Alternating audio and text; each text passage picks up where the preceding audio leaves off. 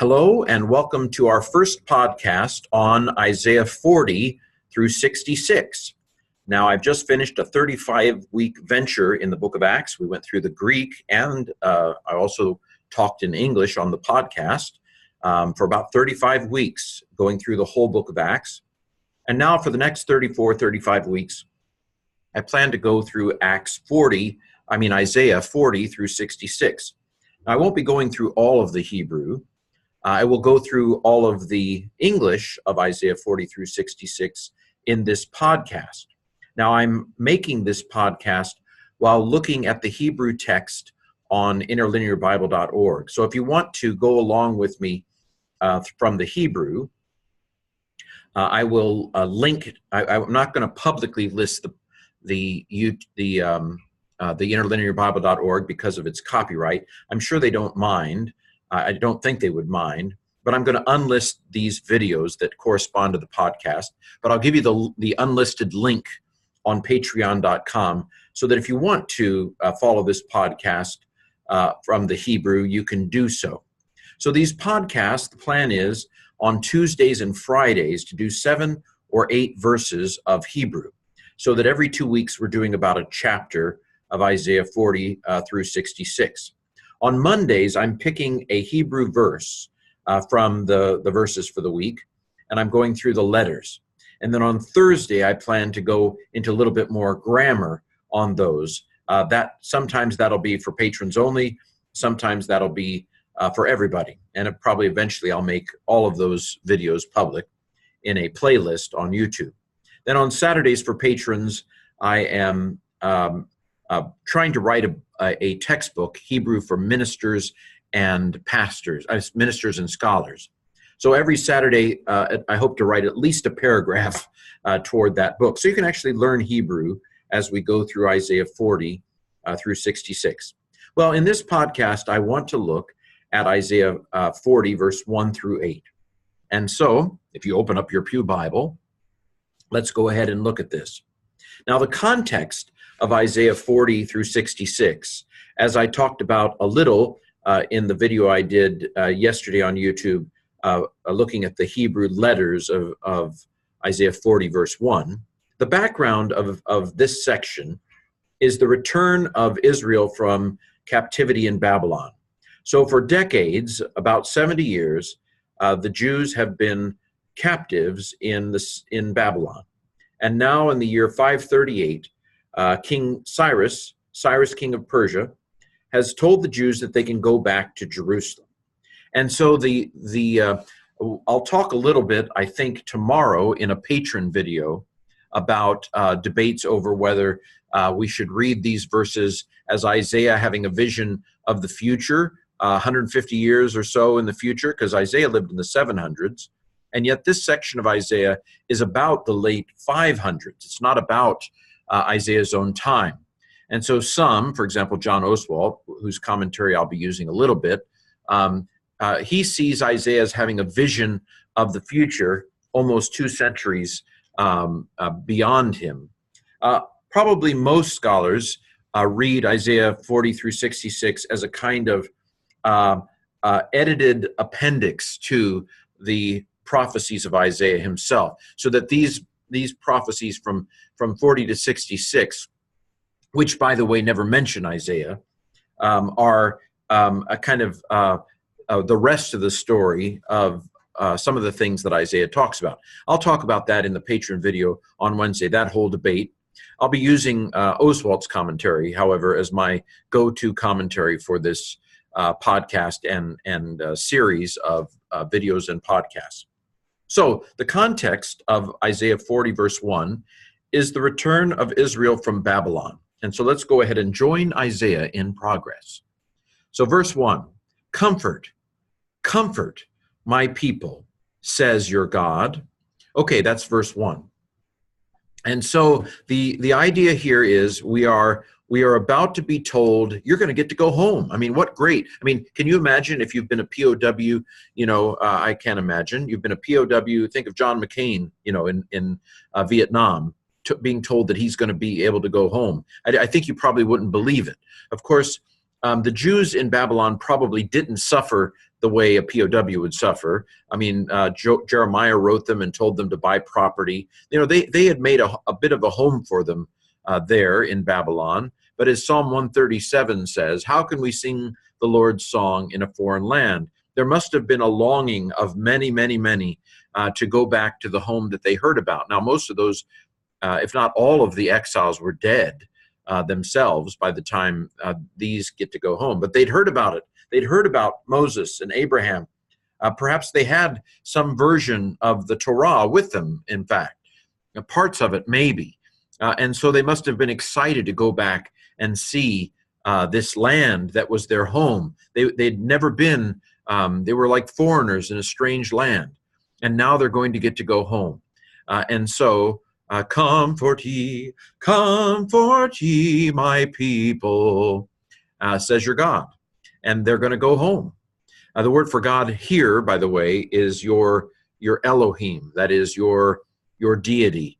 The actual name of God in Hebrew is Yahweh, and we're going to come across that too in these verses. Verse 2, speak with heart to Jerusalem and cry out to her that her warfare, her fighting has ended, that her iniquity has been pardoned, and that from the hand of the Lord, from the hand of Yahweh, she has received double for all of her sins. So basically, if you think of this in the model of going to prison, Israel had sinned and they went to jail in Babylon. And now the time is over. Their iniquity has been pardoned. They've received double for their sins. They've done their time. God's now going to send them home, send them back to Jerusalem from Babylon, which would be a kind of an arch of traveling. The following, there's desert in between. You can't really go a beeline, or it wouldn't be advisable to do a beeline from Babylon to Jerusalem. Rather, like Abraham so many centuries before, they're going to go a little bit north and then down south, kind of do an arc to get down to Jerusalem. But you know this. Tell her that her warfare is accomplished, that her iniquity is pardoned, Anyway, Handel's Messiah, it's beautiful. Go ahead, find it on YouTube. And so again, what is he saying? Guess what, Jerusalem? Your time of battling is over. You're going to have peace. And of course, what brought this on was the defeat of the Babylonians by the Persians. In 539, Cyrus defeated the Babylonians. And so now the Babylonians are no longer in charge of what happens to the Jews. They've been defeated. Now the Persians are in charge, and the Persians, the new Lord, has a different policy toward the people under its authority. And the Persians basically tell the Jews, well, go back to Jerusalem. Go ahead. And of course, it was in the best interest of the Persians to treat those who were the enemies of the Babylonians kindly. And so speak comfort, speak with heart. I like that. Upon your heart, speak comfort to Jerusalem. Cry out that her fighting is ended. Her iniquity is pardoned. She's received double for her sins. And so we get to verse 3. The voice of one who crieth in the wilderness, prepare ye the way of the Lord, make straight in the desert a highway for our God. And so what we're doing is they're going to, there's a voice saying, get ready, wilderness, get ready, desert. The Israelites, the Jews, are coming back. We're coming back from Babylon to Jerusalem. Get it ready. Make a beeline in the desert. Make straight in the desert. Make a beeline. Make a highway for our Elohim, for our God. Our God is bringing us home. Make clear off the road. Let's get the police. In front of the president. We're going to bring the president down the interstate. We're going to clear off all the other traffic. The Cade is going to come right through. And so make straight in the desert a highway for our God. We're coming home. By the way, we start to call the Israelites Jews at this point, because remember, the northern kingdom was destroyed. The northern kingdom of Israel was destroyed in 722 BC.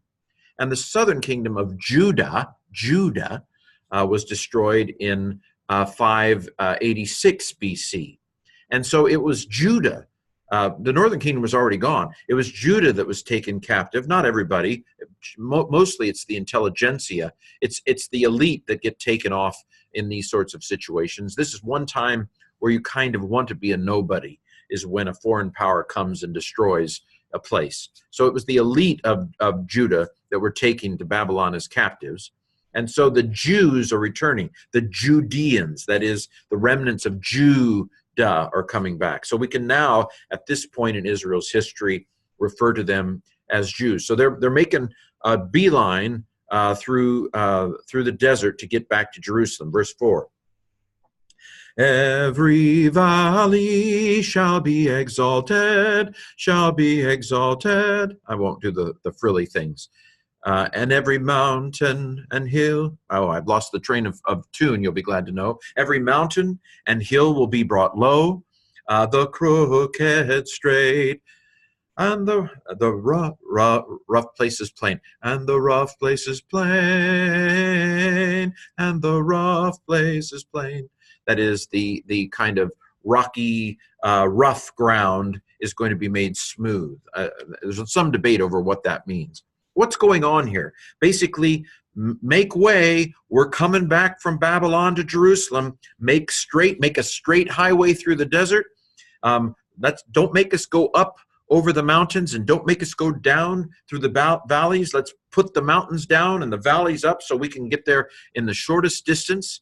We don't want to go winding crooked ways. We want to make a straight path, because the shortest distance between 2 points is a straight line. And we don't want to go through the kind of rough territory. We want to go through smooth territory. All of this is a way of saying, we're coming home.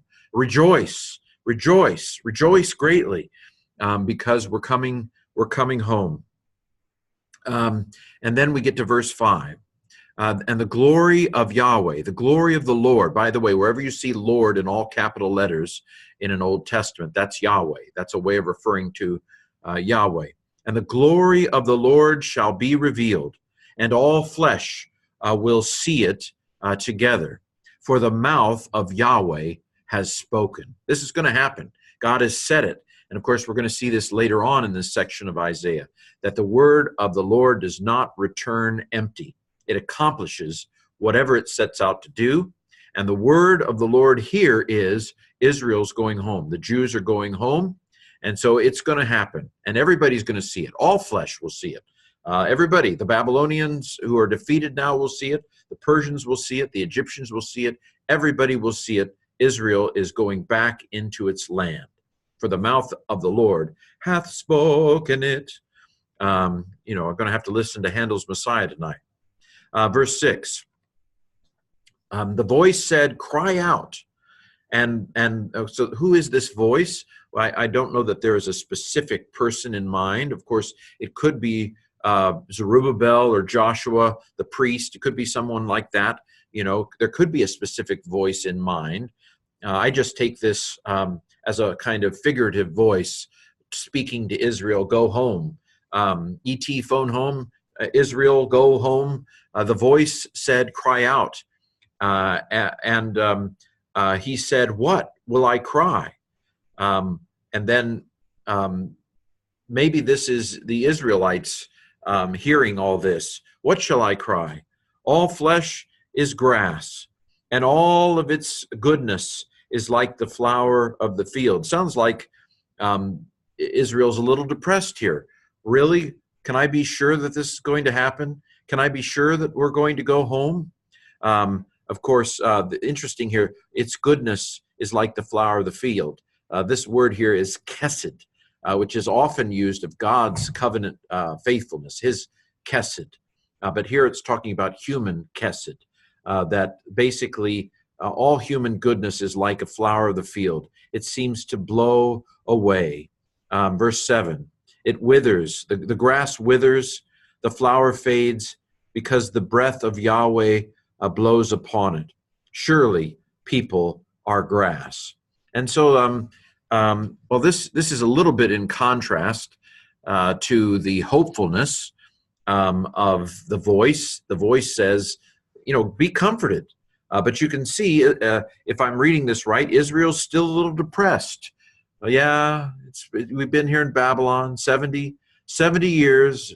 Our parents have withered. The ones that came out, our grandparents, they're dead. They've withered. Verse 8, the grass withers, the flower fades, but the word of the Lord stands. The word of our God stands forever. So maybe they're not discouraged. Maybe it's the fact that humanity, it's talking about humanity in its place. God has said we're going to go back, and that word stands forever. Olam, it's forever. The word of our God stands forever. We humans, we come, we go, we fade like the flower, like the grass withers. One human comes, another human goes. But one thing has remained constant throughout these last 70 years, and that's the word of the Lord, that we would return. And so there you have the first 8 verses of Isaiah chapter 40, the hope and the promise and the command that Israel is to go back to Jerusalem, the recognition that the word of the Lord continues forever, even though we individual humans come and go. God has promised that Israel would be restored, and indeed, Israel is being restored. Well, that's my 8 verses for today. We'll do another 7 or so on Friday, Lord willing.